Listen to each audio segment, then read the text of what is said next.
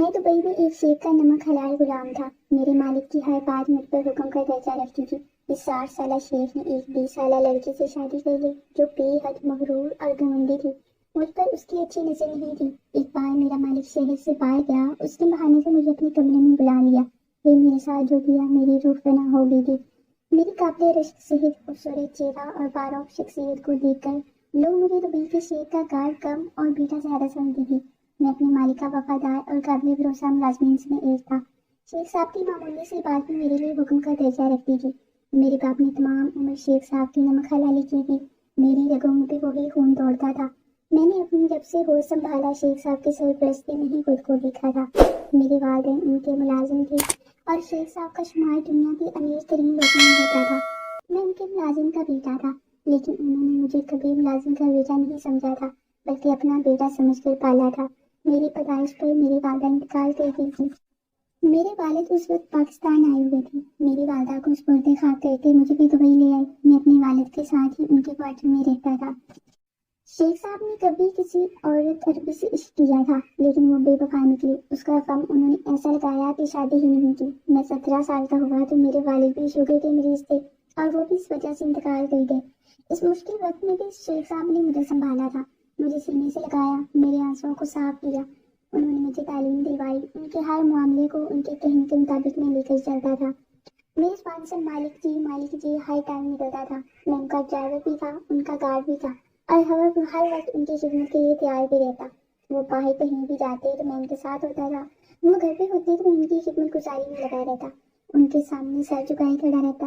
मैंने आज तक कभी नजर उठाकर उनके चेहरे की तरफ नहीं देखा था।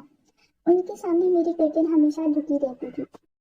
उनकी उम्र 60 साल थी और अब मैं 24 का कड़िया जवान हो चुका था। शेख साहब का शुमार चूंकि दुनिया के अमीर तरीन लोगों में होता था, इसलिए उनके दुश्मन भी बेशुमार थे। इसलिए वो जब से घर से बाहर निकलते, मैं उनके साथ साए की तरह रहता।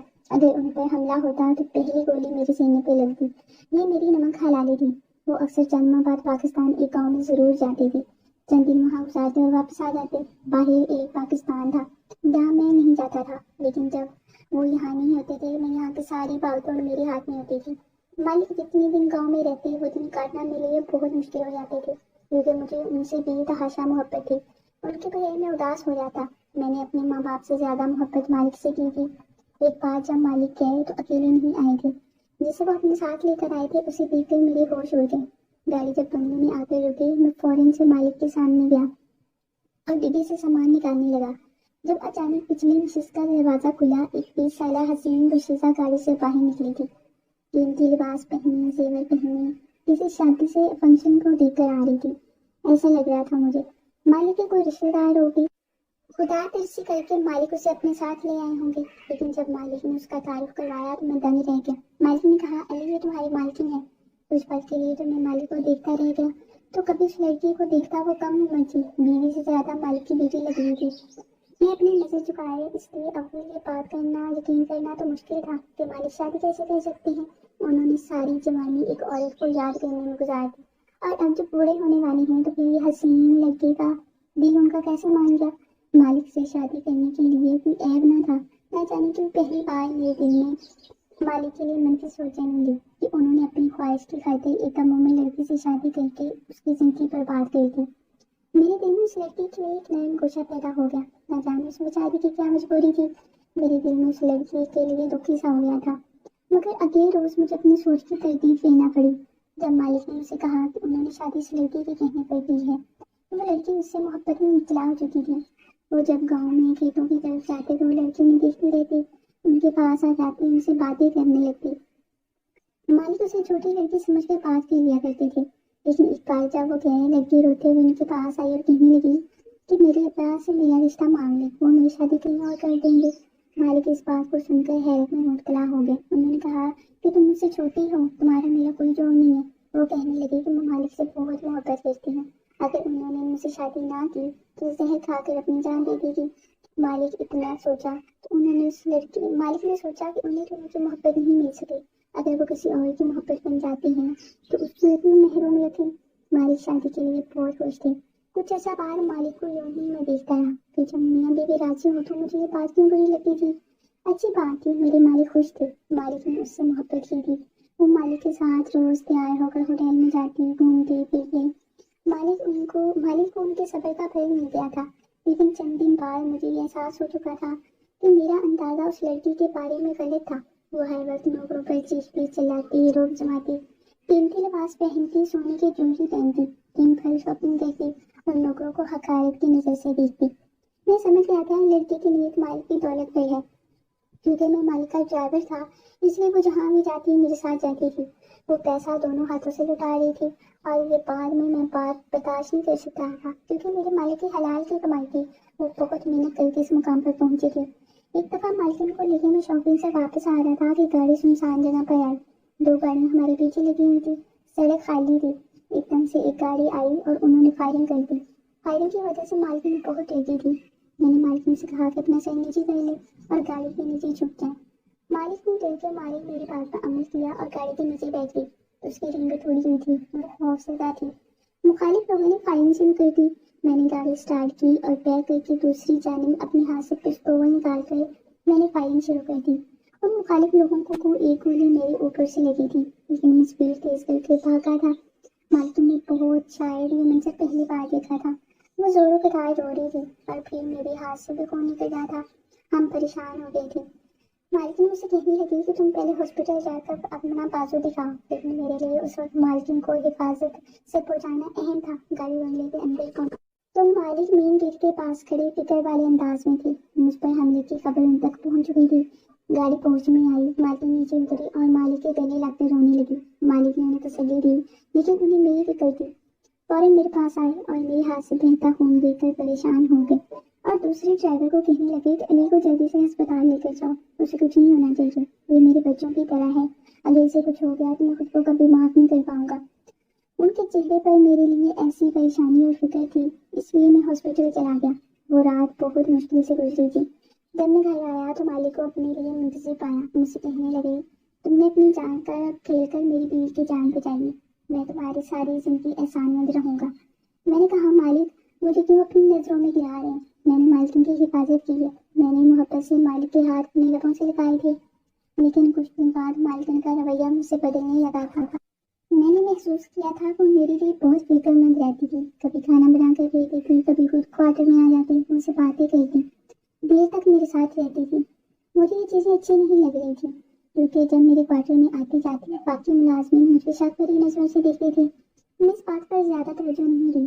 مالک نے ان لوگوں پر کیس کر دیا تھا جنہوں نے حملہ کیا تھا۔ وہ پولیس کی کسٹڈی میں تھے۔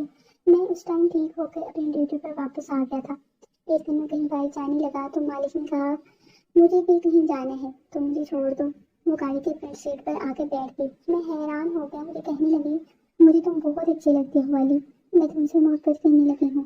بات کچھ ایسی غیر متوقع تھی کہ میں بے اختیار میرا ہاتھ اس لڑکی پر اٹھ گیا تھا۔ میں نے کہا، شرم نہیں آتی؟ میں تمہیں ایسی باتیں کرتی ہوں، میں ایک نوکر ہوں اور تم سے ایسی بات کر رہی ہو؟ تم میرے مالک کی بیوی ہو، ان کے نکاح میں ہو، تم کیسے ان کے ساتھ بے وفائی کر سکتی ہو؟ اپنے حد میں رہنا سیکھو۔ میں نے تمہیں مالک کے علاوہ کسی اور کے ساتھ دیکھا تو تمہیں گولی مار دوں گا۔ اب جاؤ اور پیچھے جا کر بیٹھو۔ میں نے اس کے غصے کیا تھا، مجھ سے ضبط کرنا مشکل تھا۔ میری ہوتے ہوئے مالک کو کوئی دھوکہ دے میں کیسے برداشت کر سکتا تھا؟ وہ اٹھ کر پچھلی نشست پر چلی گئی۔ اس کے بعد اس نے میرے ساتھ کبھی بھی بات چیت نہیں کی تھی۔ اگلے روز مالک کو پاکستان جانا تھا۔ چند دن کے لیے ان کی خواہش تھی کہ ان کی بیوی بھی ان کے ساتھ جائے، لیکن اس نے انکار کر دیا تھا۔ مالک مایوس ہو کر اکیلے چلے گئے تھے اور مجھے کیا کرتے تھے کہ مالکن کا خیال رکھنا۔ ایک دن میں اپنے کوارٹر میں سو رہا تھا کہ ملازمہ مجھے کہنے لگی کہ مالکن تمہیں بلا رہی ہے۔ میں ان کے پاس گیا تو وہ صوفے پر بیٹھی تھی، کہنے لگی، گھر کی صفائی کرو۔ میں غیر متوقع سے کام پر تھا تو اسے دیکھنے لگا۔ میں اس گھر کا خاص ملازم تھا، کبھی کوئی کام وغیرہ نہیں کیا تھا۔ وہ بالکل گھمنڈی عورتوں کی طرح مجھ پر حکم چلا رہی تھی، کبھی صفائی کا کہتی، کبھی کہتی چائے بنا کر لاؤ۔ وہ اپنا بدلہ مجھ سے لے رہی تھی، اپنی حیا کو تسلیم پہنچا رہی تھی۔ میں گھر کی صفائی کی، کیونکہ یہ کام میں نے نہیں کیا تھا اس لیے مجھے تھوڑی سی مشکل پیش آئی تھی۔ وہ وہیں صوفے پر بیٹھ کر مجھے دیکھ رہی تھی۔ شیخ صاحب جب تک واپس نہیں آتے نا، تم گھر کے اندر گیسٹ روم میں سو جاؤ۔ یہ بات میں کبھی بھی نہیں مان سکتا تھا، میں نے صاف انکار کر دیا۔ وہ میرے پاس آ کر غصے سے آنکھیں دکھانے لگی، غضبناک لہجے میں بولی، نوکر ہو، اپنے اوقات میں بولو۔ میری بات کی اگر مخالفت کی تو میں برداشت نہیں کروں گی۔ پھر اپنے ہاتھ میں پکڑے موبائل پر مالک کو فون کرنے لگی اور کہنے لگی، مجھے اس گھر میں بہت ڈر لگتا ہے، جب سے حملہ ہوا ہے میں بہت ڈر جاتی ہوں، رات کو اکیلی ہوتی ہوں، اگر کچھ اور چوروں چکی آ گئی تو میرا کیا بنے گا؟ آپ کو میرا ذرا بھی خیال نہیں ہے۔ آپ جب واپس نہیں آتی علی کو کہیں وہ گیسٹ روم میں سویا کرے، کیونکہ اس کی نظر میں میری کوئی خاص اہمیت نہیں تھی۔ وہ مجھے غریبی کسان کی بیٹی سمجھ کر برا رویہ اختیار کرتا ہے۔ یہ کہہ کر مالکن نے فون بند کر دیا۔ میں اس کے اس دوگلے پن کو دیکھ کر حیران ہوا تھا۔ مالک نے مجھے فون کیا اور کہا کہ علی تم بیٹے اندر سویا کرو، اور سنو ہر بات اپنی مالکن کی مانا کرو، وہ نادان ہے اور پہلی دفعہ اسے ٹھاٹ پاٹ دیکھ رہی ہے، اس لیے اسے روک دبدبا پسند ہے، اس لیے تم کوئی بھی اس کی بات کا برا مت منانا۔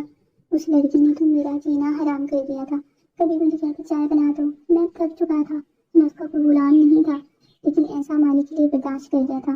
ایک دفعہ تو اس نے حد ہی پار کر دی۔ ایک رات میں گیسٹ روم میں سو رہا تھا جب مجھے لگا کہ میرے کمرے میں کوئی داخل ہوا ہے۔ پہلا گمان مجھے کسی چور کا ہوا تھا۔ میری نیند اتنی پکی ہوئی تھی کہ میں بے خبر سویا رہتا۔ میں فوراً اٹھ کر بیٹھ گیا، لیکن جیسے میں نے لیمپ کھولا اس لڑکی کو اپنے سامنے دیکھ کر مجھے حیرت ہوئی۔ وہ اپنی نائٹ ڈریس میں کھلے بال نیم عیاں لباس پہنے میرے کمرے میں بیٹھی تھی۔ مجھے سمجھنے میں یہ نہیں لگی تھی کہ آپ کس مقصد سے آئی ہے۔ میں نے اسے کہا تم یہاں کیا کر رہے آئی ہو، واپس لوٹ جاؤ سمجھی۔ لیکن وہ میرے پاس آ گئی اور میرے سامنے ہاتھ جوڑ کے کہنے لگی میں بے بس ہوں علی، میں تم سے محبت کرنے لگی ہوں۔ وہ بڈھا میری خواہش پوری کرنے کے قابل نہیں ہے۔ اس سے پہلے کہ اس کمزور لمحے میں میرے قریب آ کے میں پیچھے ہٹ گیا۔ میں نے کہا نکلو میرے کمرے سے ورنہ میں مالک کو بتا دوں گا۔ وہ یہ بات سن کر آرام سے نکل گئی۔ اگلے ہی روز مالک واپس آ گئے اور کہنے لگے علی تم نے میری بیوی کا خیال رکھا، تمہارا بہت شکریہ۔ میں دوبارہ مالکن سے کہنے لگے کہ میری کوئی بھی بات مالک کو مت بتانا، میں دوبارہ تمہیں کبھی پریشان نہیں کروں گی۔ پھر واقعی ہی ایسا ہوا۔ اس کے بعد اس نے مجھے پریشان کرنا چھوڑ دیا۔ اب مالک کی طبیعت کچھ دنوں سے بہت خراب تھی، دن بہ دن کمزور ہونے لگے تھے۔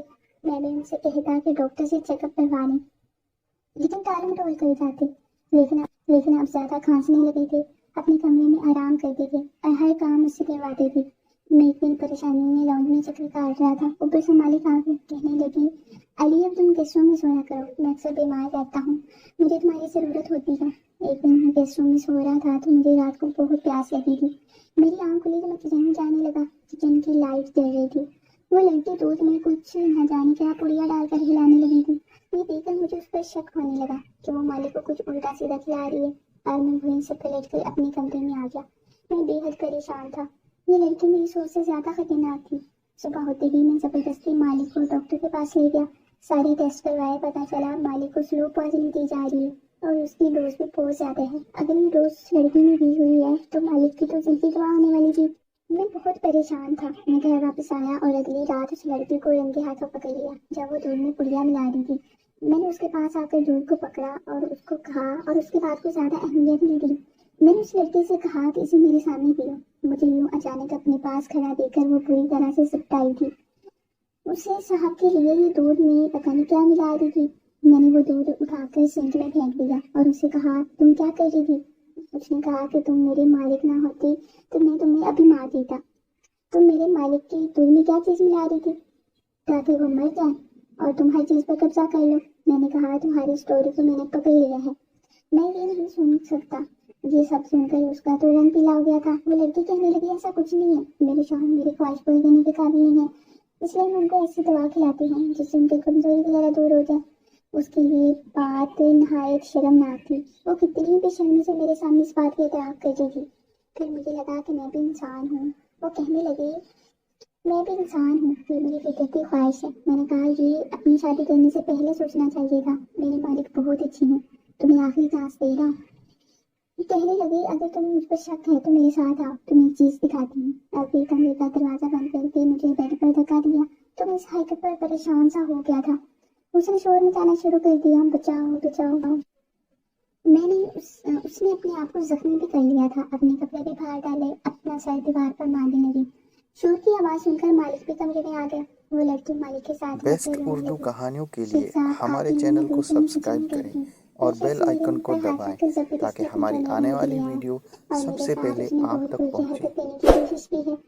وہ ان کے پاس سن کر مالک بے یقینی سے مجھے دیکھنے لگے۔ میں نے کہا ساری روڈ ہو رہی ہے، یہ آپ کو سلو پوائزنگ دے رہی ہے، آپ کی صحت بھی اسی وجہ سے دن رات خراب رہتی ہے۔ میں نے کہا کہ میری بات کا اعتبار کریں، یہ لڑکی آپ کی دولت پر نظر جمائی بیٹھی تھی، اس کو آپ میں کوئی دلچسپی نہیں ہے۔ میرے بار بار منع کرنے پر مجھ سے بدلہ لے رہی ہے۔ اس شخص کی مجھ پہ نیند خراب تھی، مالکن کہنے لگی۔ لیکن مالک ایک دم پیچھے ہٹے اور زوردار تماچا میرے منہ پر مارا۔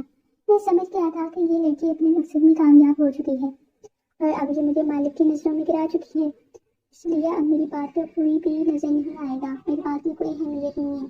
مالک نے مجھ سے کہا کہ مجھے تم سے یہ امید نہیں تھی کہ تم اس گھٹیا لڑکی کی حرکتیں مجھ سے چھپاؤ گے۔ میرے مالک اس بات کو سن کے حیران ہو گیا، وہ لڑکی بھی ہکا بکا رہتی تھی۔